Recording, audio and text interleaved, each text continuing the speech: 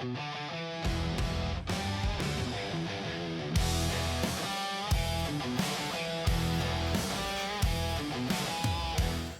my name is Alison. I'm a firefighter paramedic AIC engineer here at Durango Fire. Today we're talking about bunker gear and PPE that firefighters wear on a daily basis. At Durango Fire, all of our frontline staff are issued 2 sets of bunker gear, the IDLH gear, and 1 set of the single layer gear. We have our bunker gear, which is for IDLH environments.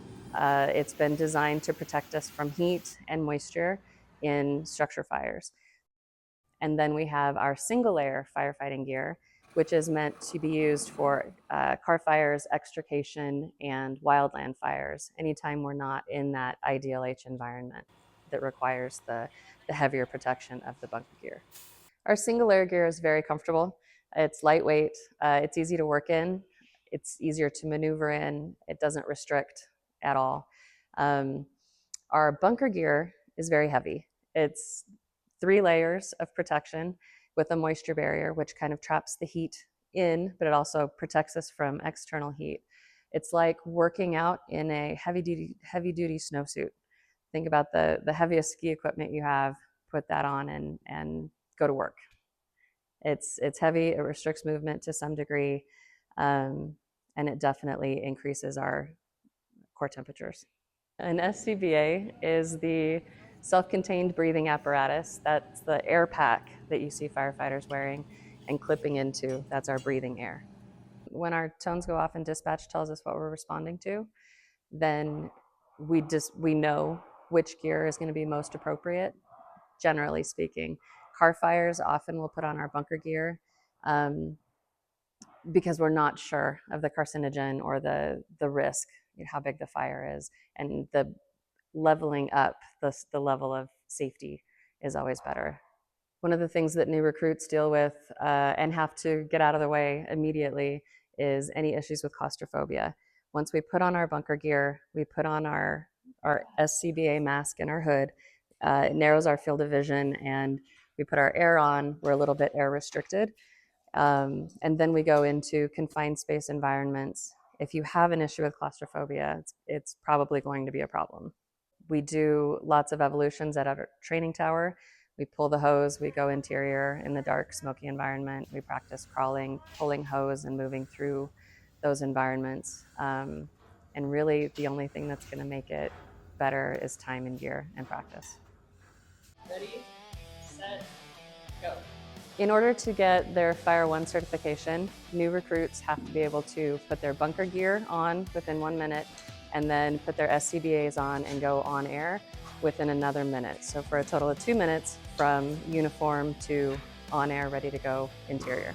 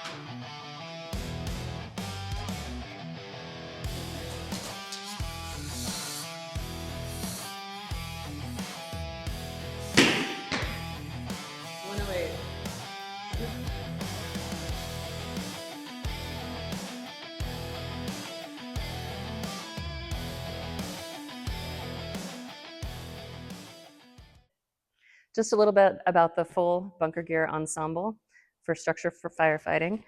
The external layer is durable and protects us from puncture and abrasion.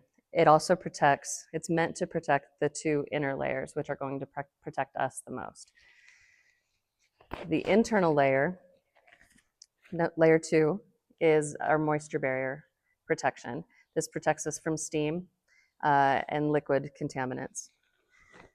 The 3rd layer is our thermal barrier. It's quilted and lofted and creates an airspace that provides thermal protection for us. The full ensemble consists of our structural helmet, our coat, pants, boots, and our hood and gloves. The helmets have gotten lighter, and they've changed the brim width and tried to make them more balanced on the head. They sit a little bit lower, the newer styles, and are a little bit lighter. The boots years ago were rubber boots and they went to the thighs. We wear leather boots primarily now. They're easier to decontaminate. The technology in the bunker gear has changed significantly. Every few years they roll out better and better pieces of equipment with more protections for us. Because this is our life safety gear, this is the stuff that's going to keep us alive in dangerous environments. It's important that we do inspections on it and make sure that it's in working order and in good shape to keep us safe. We do that anytime we've used it or washed it, and then about every 6 months we log an official inspection on it. Anytime this gear has been in a structure fire and exposed to contaminants, we wash it, we take it apart, and there's a very specific way that we wash it. We have a machine called an extractor. It's a commercial grade washing machine that is calibrated with special soap to keep this gear clean. In those instances, when we have hazardous materials and a lot of products of combustion, we'll do a gross decon on scene where our engineer will wash us down with low pressure water and mild soap. And then we bag our gear, put it in a compartment, and bring it back to the station where it gets taken apart and put into the extractors. Because every full-time firefighter is issued 2 sets of bunker gear, they're able to go get their clean set and move into that so they stay mission ready. We're able to still respond while our primary set's being cleaned. They don't need to be washed after every time we've put them on. That would wear them out with the cleaning. But every time that we've done work in our gear, we should be inspecting it and looking to see if there is a need to wash it or if it's in need of any kinds of repairs.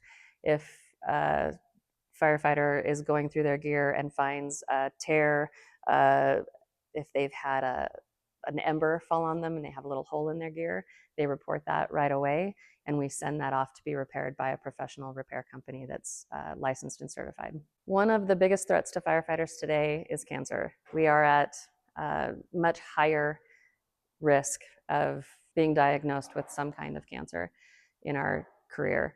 We're exposed, all of the products of combustion today are full of carcinogens. And so that's why it's so important to keep really good track of our gear and to keep it as clean as possible. Those contaminants stay in our gear. Even after we've washed them, they are still contaminated to a small degree. And so when we put on our gear, we're very careful to know that we're doing it and that we're being exposed to the gear. It's never allowed to be inside the living quarters. We don't take it into other people's living quarters unless we're needing to for an emergency. And we are very cautious just because of that cancer risk. Luckily, this department does a great job of taking care of us and looking at and doing physicals every year. They're very focused on that. And this year we had robust physicals. Next year, I think, is a really in-depth cancer screening. This year was a lot of cardiac screening because of our sleep deprivation takes a huge toll on our hearts, causes right-sided enlargement and damage, and then all of the exposures to the products of combustion, CO and things like that, cause a lot of damage to our hearts as well. Plus, trying to sleep and waking up in the middle of the night and being in the truck within seconds and going from 0 to 100 over and over and over again, and that all just takes a toll on our heart. So another huge risk of death for firefighters is cardiac issues, but it's all tied to the same kinds of things, the products of combustion, the sleep deprivation. It all kind of they all play a part. Anytime we go to conferences or lectures and they talk about the risks of dying, it's just like, okay, fine, but it's a good job. I really like my job. But there are a lot of risks that you accept in addition to the emotional stuff that goes along with taking care of people and seeing people's emergencies. But we do everything we can here to protect us. There's something about putting it on that puts your mind in job mode, I think. There's the ritual. We've done it so many times and it's such an ingrained process that I think putting that on before you get in the truck, I think switches your mind into work mode. We can't do the job without the proper equipment. You need your firefighters to be healthy and to be safe and uninjured. If we're not wearing the right gear and having exactly what it is we need to do our jobs, the chances of us getting hurt or ill rise astronomically. And so investing in the right stuff on a regular basis, I think, is really important. I like to go home to my family at the end of the shift. So having the right gear does that. I don't know, it's a cool job, and it's cool to get to go into the community, and when you're having a really bad day and you call us and we show up and we're able to make things a little bit better, that's the coolest feeling in the world. Like, there's days when I don't want to come to work necessarily, but you come in and you actually do something that legitimately helps somebody in a true emergency situation, and you've actually done something for somebody and made a difference, and that makes every shift worth it.